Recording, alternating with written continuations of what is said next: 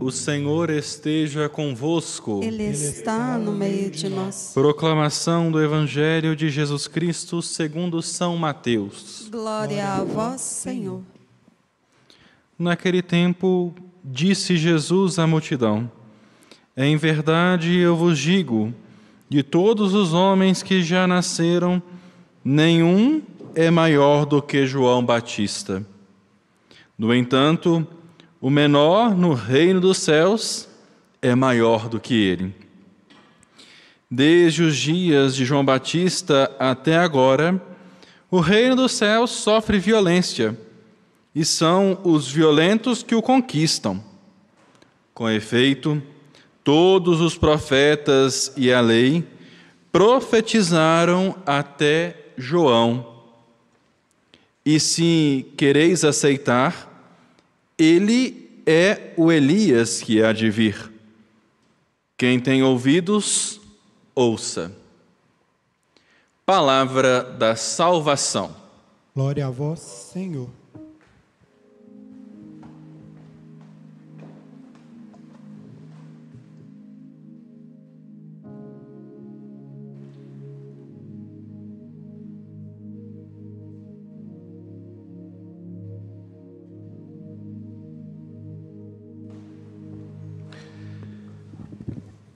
Padre Diego Lacerda Melo, pró-reitor para a evangelização no santuário, voluntários, músicos aqui do santuário, você que nos acompanha pela TV Horizonte, pela Rádio América e também pelo nosso canal no YouTube Uma Impiedade.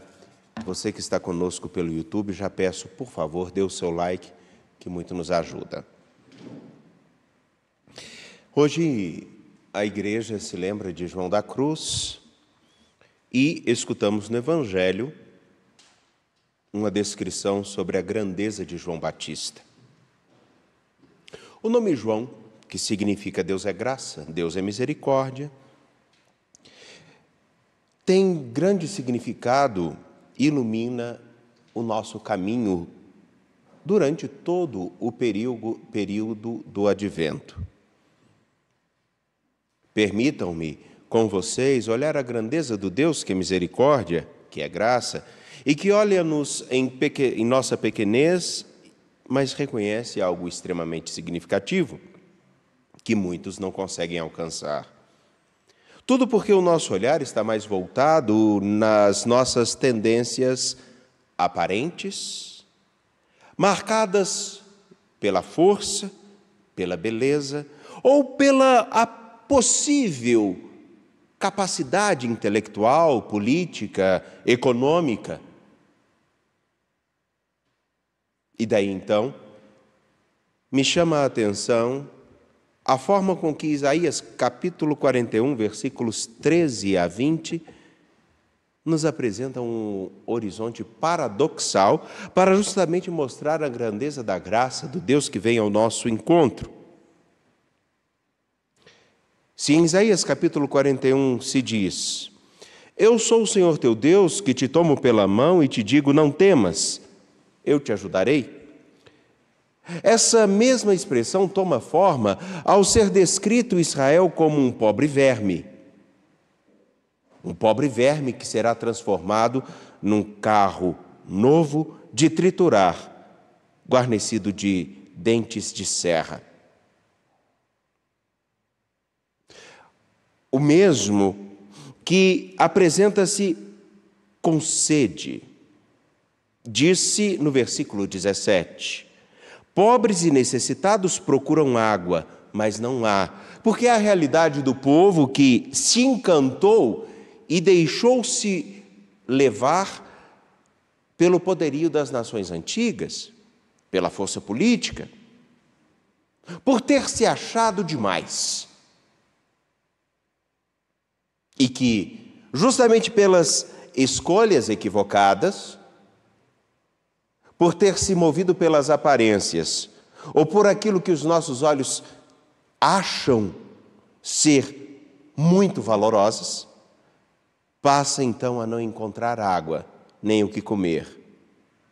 Disse no versículo 17 exatamente isso: pobres e necessitados procuram água, mas não há. estão com a língua seca de sede.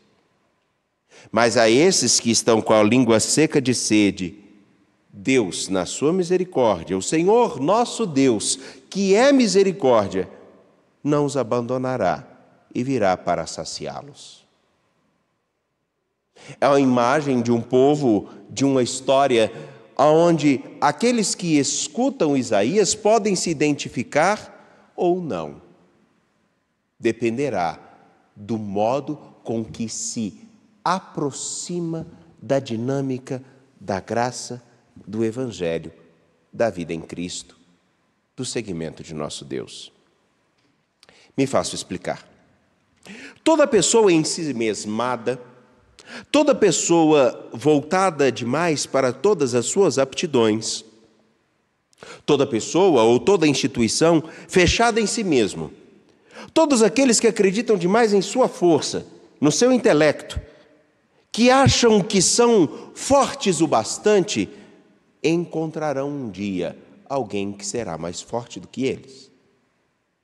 E daí então, não será a capacidade política, não será a quantidade do dinheiro, não será a força que possui, mas será a autoridade e o respeito que adquiriu ao longo da história que marcarão a sua segurança.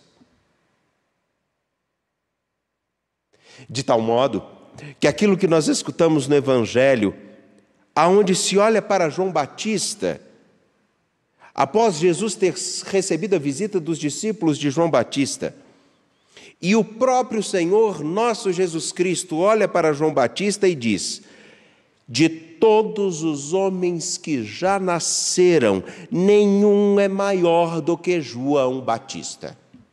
João significa Deus é graça, e o Batista por causa do seu ofício, o batizador. João, segundo os critérios que regem nossas articulações, segundo os critérios de beleza, de força, de importância, poderia ser considerado um nada. Nem a alimentação de João nos atrai. O porquê? Comer mel e gafanhoto?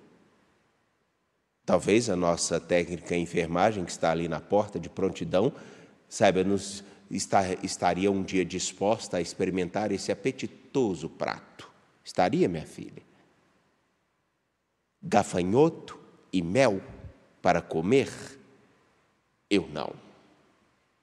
Por mais saudável que possa ser. Brincadeiras à parte, a sua roupa era de pele de camelo. O que há de atrativo nesse homem, que vive no deserto? Nada além de uma única coisa. Aquilo que o faz grande e maior do que todos os outros homens.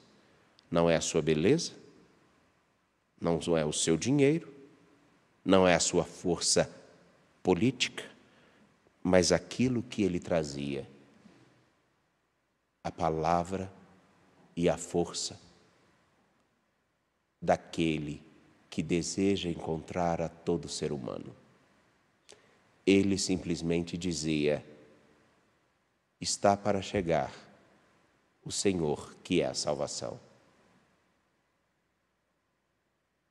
Ele é grande, porque ao contrário de simplesmente dizer de alguma coisa que chegaria, ele é aquele que fala: quem vocês procuram já está aqui.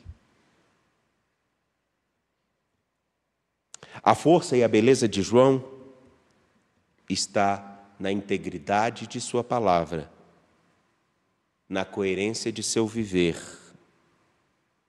e na honestidade de sua fala.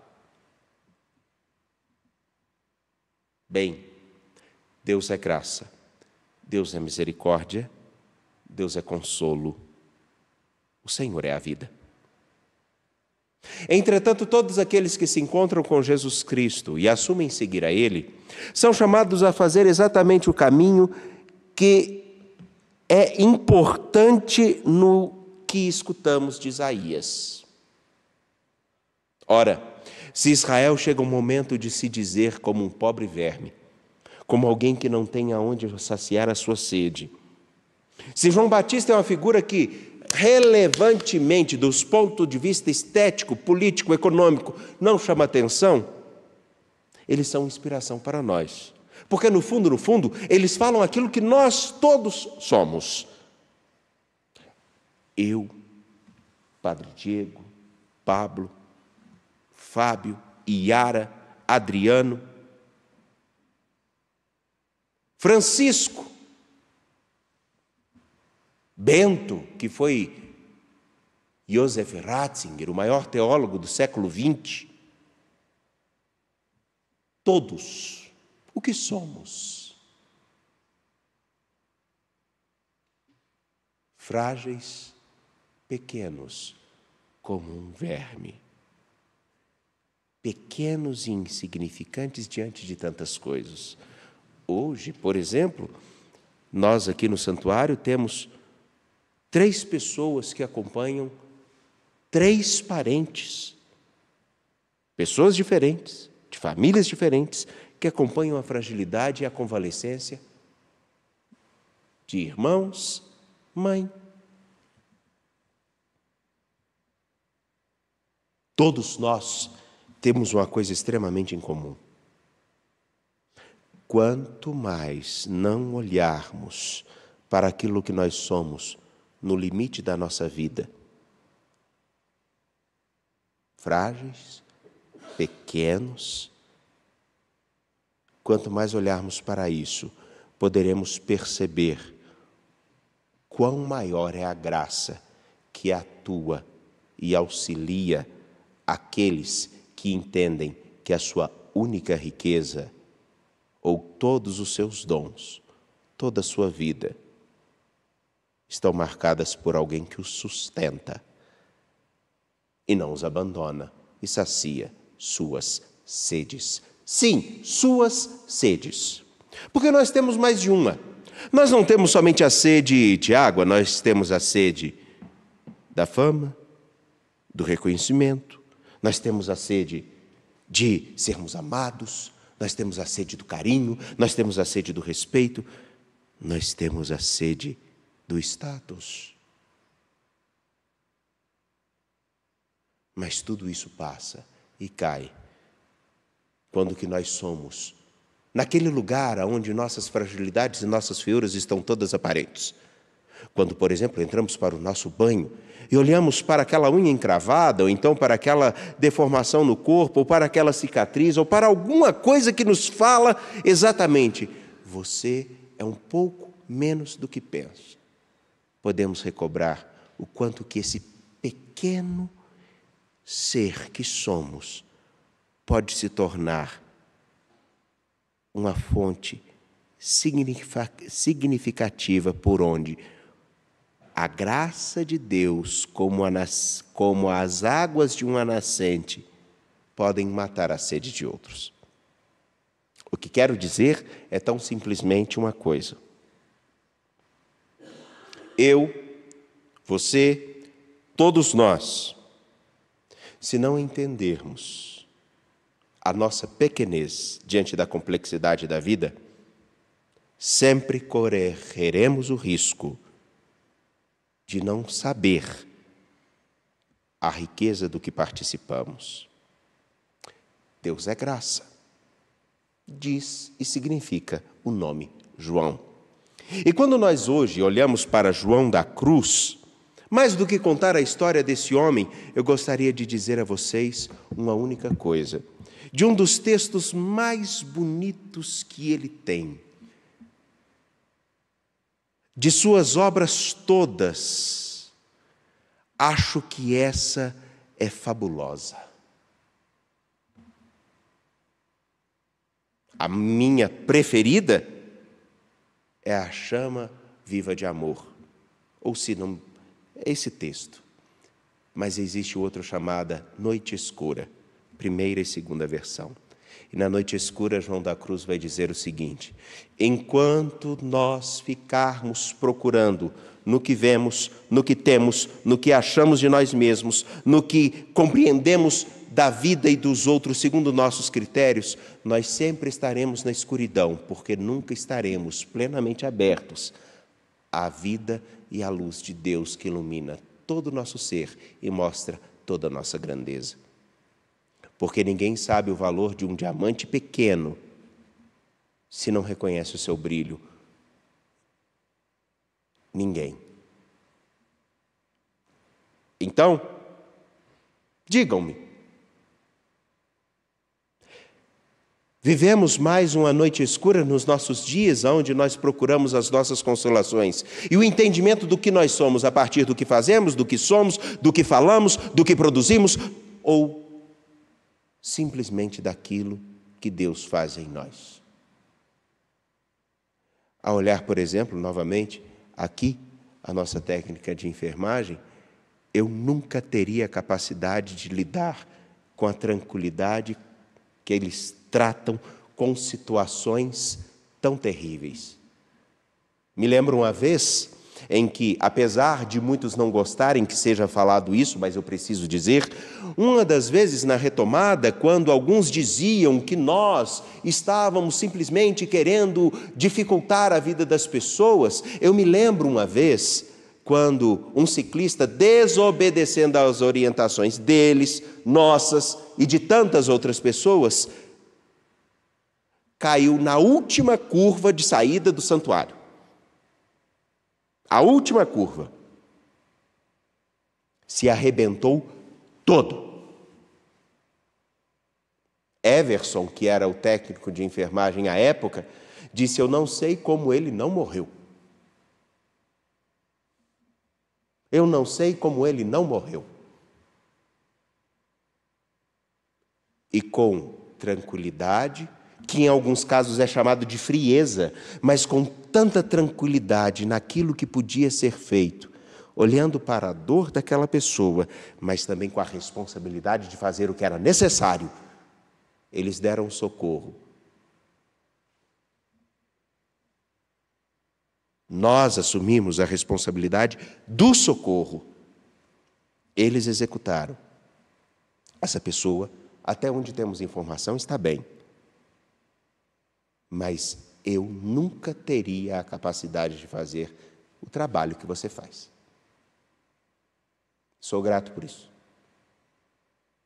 Eis a minha pequenez, porque eu não consigo ajudar alguém que está com o braço quebrado, mas eu posso escutar alguém e ajudar alguém que está com o coração lascado.